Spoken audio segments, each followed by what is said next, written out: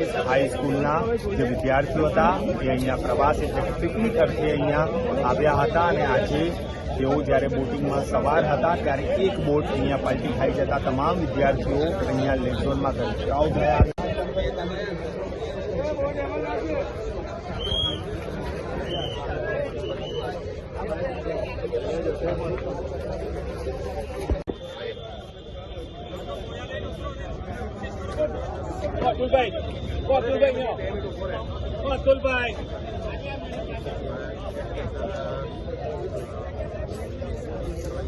બિલકુલ આ હરણી મોજનાથ પાસેનું આ લેક ઝોન છે અને લેક હવે જોવાનું રહેશે કે હવે આની સામે મહાનગરપાલિકા એટલે કે વડોદરા મહાનગરપાલિકાની ટીમ છે બીજેપીની તે શું કાર્યવાહી હાથ ધરે છે આ તમામ લોકો સામે તે જોવાનું રહ્યું છે. પણ અત્યારે તો આ ખૂબ જ દુઃખદ ઘટના સામે આવી છે.